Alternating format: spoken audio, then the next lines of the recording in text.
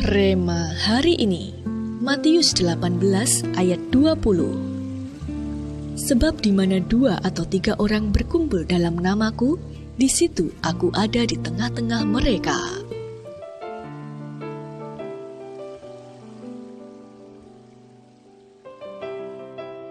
Kalau kita berkenalan dengan seseorang, yang pertama kita pasti ingin tahu siapa namanya.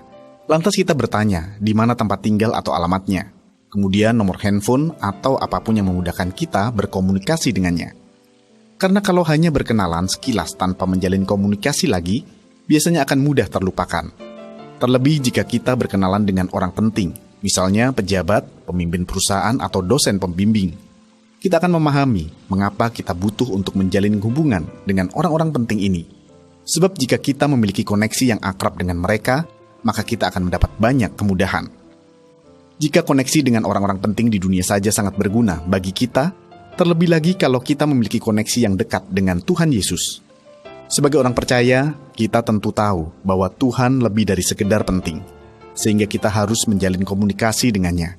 Tidak perlu menjadi orang sukses, kaya, ataupun mempunyai jabatan tinggi terlebih dahulu, di mana ada hati yang tulus, terbuka, haus, dan rindu. Di situ Tuhan berkenan menyatakan hadirat dan lawatannya. Gereja adalah sebuah tempat di mana kita bisa berkumpul dengan saudara-saudara seiman untuk beribadah.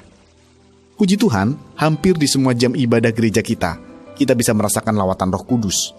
Banyak orang yang mendapat jamahan Roh Kudus mulai bercucuran air mata dan mengalami perjumpaan pribadi dengan Tuhan. Bahkan sejak dari tempat parkir gereja, tidak sedikit yang bersaksi bahwa hadirat Tuhan sudah terasa begitu tebal menjamah hati jemaat. Inilah bukti adanya koneksi hati antara Tuhan dan jemaat di gereja kita. Hati yang terbakar oleh cinta kepada Tuhan dan rumahnya, membuat hati dan mata Tuhan terus tertuju pada kita umat kesayangannya. Perasaan apa yang Anda miliki kepada gereja Tuhan di mana Anda tertanam saat ini? Menurut Anda, apakah yang membuat ada lawatan Tuhan dalam ibadah? Bagaimana cara Anda untuk terus menjaga koneksi hati Anda dengan rumah Tuhan?